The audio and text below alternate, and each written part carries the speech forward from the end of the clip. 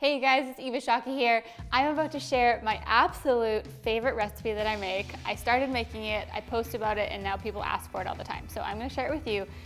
I wouldn't say it's the simplest recipe as far as time, because there's a few steps, but it's simple, it's easy to make, and it is the greatest thing to bring to parties. It's the greatest thing if you want to make some friends. It's the greatest thing if, like me, you try to live a feel at the table type of lifestyle, because I'm actually going to be using elk today. If you don't have elk in your freezer, or moose or venison, you can easily use beef. You can use chicken, you can use dove. I mean, the opportunities are endless for this, and I'm going to show you all the steps that I do it. The marinade for this particular recipe is something that my mom made when I was little. It's how she marinated all of our wild game, and I've continued to use it, and it's still my favorite one that I make, and it's very simple to do. It's equal parts lime juice, equal parts soy sauce, and Worcestershire sauce, however you guys want to say that. So I'm gonna start, and I'm going to slice the limes in half. I use, which, I mean, you can, if you don't have this, you don't need it, but I'm being fancy, and I'm gonna use a juicer. It just gets all the juice out of all the lime halves.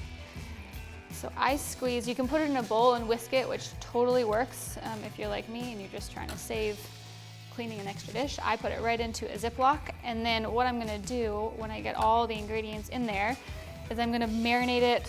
I try to do it overnight. You can honestly do it for 2 days if you want. If you don't have that much time, I'd say sort of like 4 to 6 hours just to get the flavors into the meat. So normally, I probably do a little bit more than this, but I'm gonna eyeball this. I'd say that's equal parts.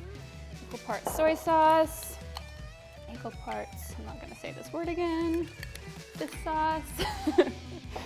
And if you want, you can add some spices. You can use a Traeger rub or a Traeger spice and just throw it in the marinade. Put some fresh garlic in there, whatever you want. That's the part about cooking that I love. You're never gonna hear me say that you have to use exactly this, because everyone has different taste buds, everyone has different things in their kitchen and what they like using, but this is what we do. So it's as easy as that, and then I put it in a bowl or on a plate, put it in the fridge overnight so the juices get in there.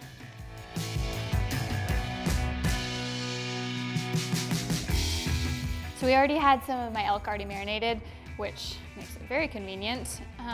What you're gonna do is you're gonna slice long, skinny pieces off of it, because you're gonna want to, once you have your jalapeno cut in half, you're basically gonna want the elk to sort of fit the length of a jalapeno. So however you need to do that, this is roughly how I do it, maybe 1.5 inches wide type of thing.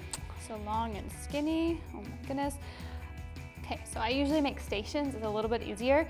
So I'll cut the jalapenos and de-seed them, and then I'll slice the elk, and then I'll put the bacon over here, and then the cheese is ready, and so then I go do across the line, and then I put them on the tray. So another option, if you don't have guests that don't love spicy things, which I love spicy things, but my family doesn't always, you can actually switch these out for mini regular like sweet peppers.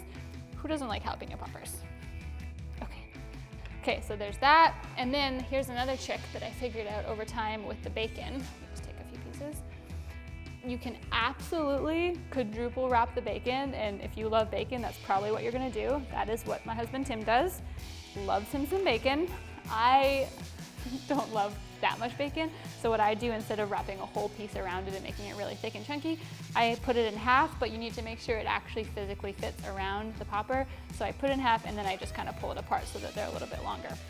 So let me just do a quick couple examples. The best way to do this is with a glass of wine and your husband or sous chef, and you put a line out of all the ingredients, and then everyone has a job, and you make them all together. So you're gonna take a piece of jalapeno, again, sliced in half, either with spicy jalapeno, a sweet pepper if you have it for kids or people that don't like spice. And this cheese that I'm putting in, I am totally cheating and making this the easiest recipe ever for you guys. It's Boursin, so it's already, comes right from the grocery store. It is still in the form that I bought it in. It has herbs and spices in it, so it tastes delicious. So you're gonna put the cheese inside the jalapeno like that. Then you're gonna take one of these thinly sliced pieces of meat, and see, this is why you want it to be long and skinny, because it's gonna fit right on top of there. Then you're gonna take your piece of bacon, take your piece of bacon and spread it out just like that and lay it on the tray. And then you're gonna do that over and over and over until you have a whole platter full of them.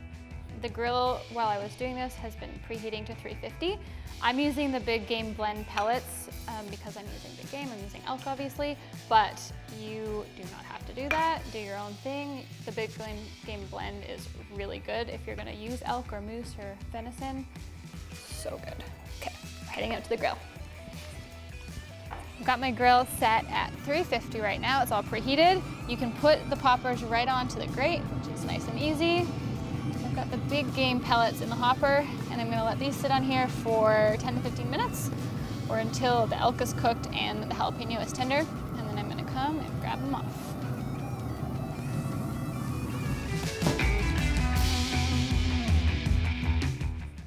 Our poppers are all done. They smell so good. The bacon is crisp, the elk is cooked, the cheese is melted, and the one last step that I like to do, don't have to do it, but if you like a little sweetness because it's a savory recipe, this is what I do.